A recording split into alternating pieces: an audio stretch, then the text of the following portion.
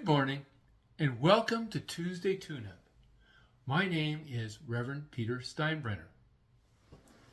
Last fall, I began a series of Tuesday Tune-Up discussions on the minor prophets.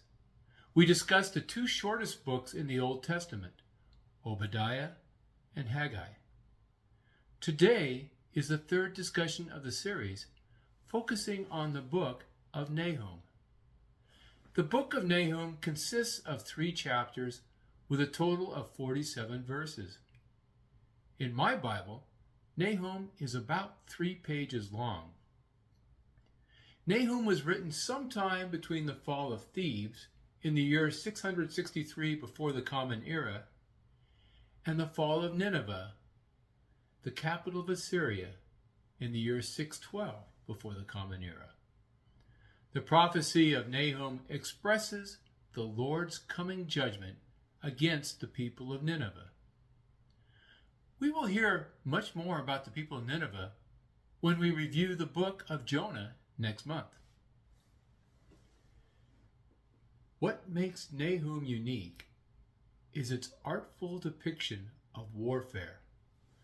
For example, verse 4 of chapter 2 reads as follows: "The chariots race madly through the streets. They rush to and fro through the squares. Their appearance is like torches. They dart like lightning." And verse 3 of chapter 3 graphically states, "Horsemen charging, flashing sword and glittering spear. Piles of dead, heaps of corpses. Dead bodies without end. They stumble over the bodies." Nineveh reached the pinnacle of its greatness during the leadership of Sennacherib.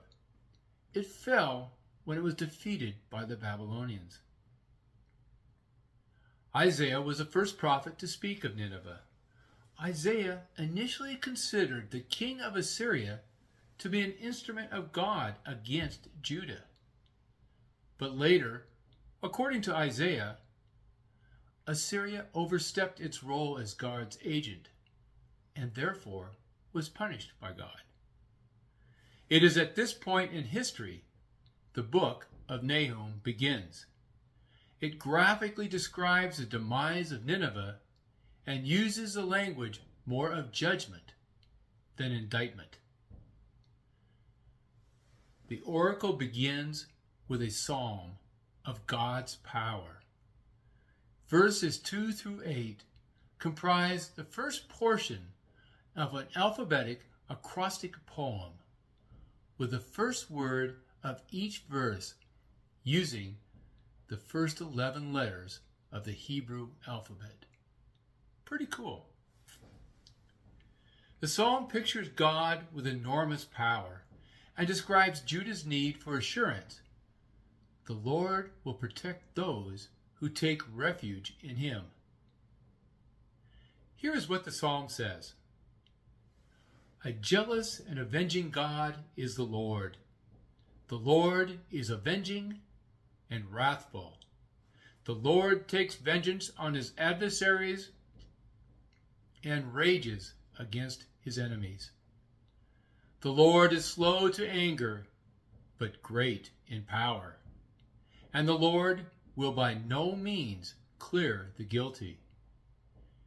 His way is in whirlwind and storm, and the clouds are the dust of his feet. He rebukes the sea and makes it dry. He dries up all the rivers. The Bashan and Carmel wither, and the bloom of Lebanon dies. The mountains quake before him, and the hills melt. The earth heaves before him, the world and all who live in it. Who can stand before his indignation? Who can endure the heat of his anger?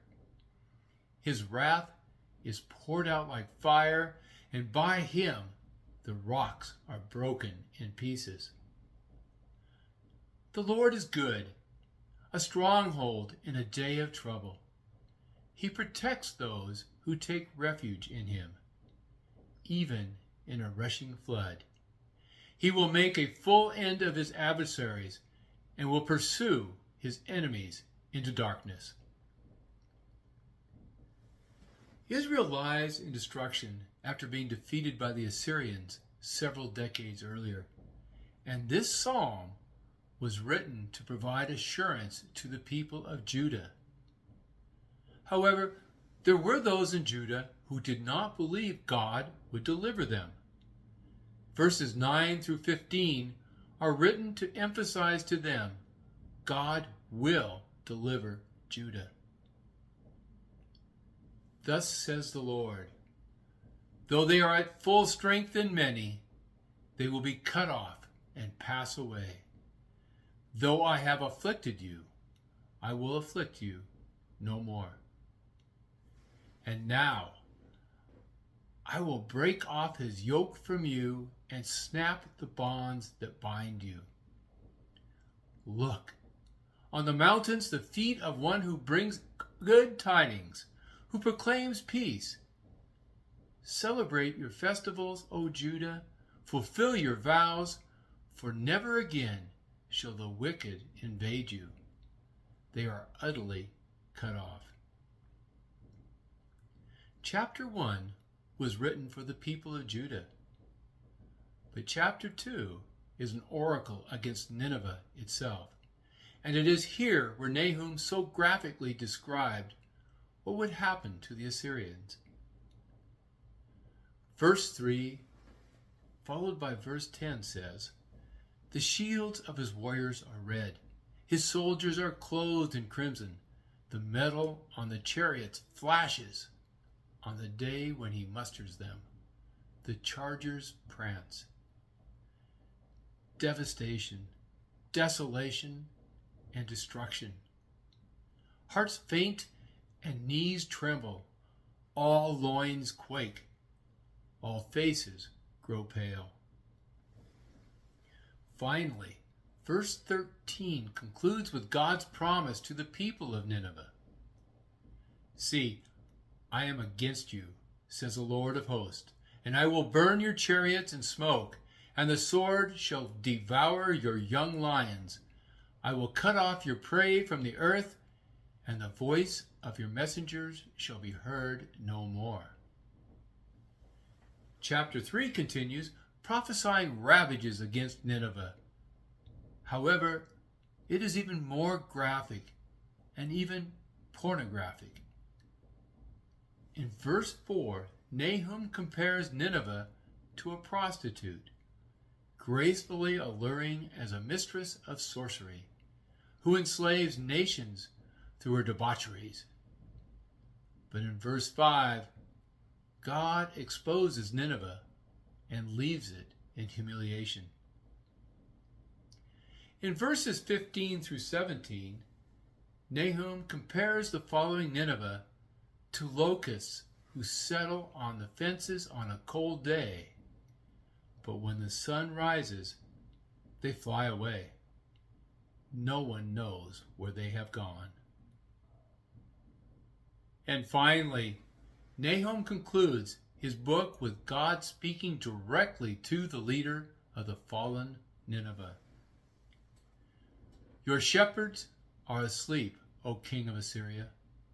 Your nobles slumber. Your people are scattered on the mountains with no one to gather them. There is no assuaging your hurt. Your wound is mortal. All who hear the news about you clap their hands over you. For who has ever escaped your endless cruelty? Notice that Nahum concludes his prophecy with a question, just as Jonah does. And speaking of Jonah, the book of Jonah and Nahum should be read together. They both speak of the demise of Nineveh, though from a slightly different angle. So for this reason, I will discuss the book of Jonah the next time we meet. Until then, goodbye and God bless.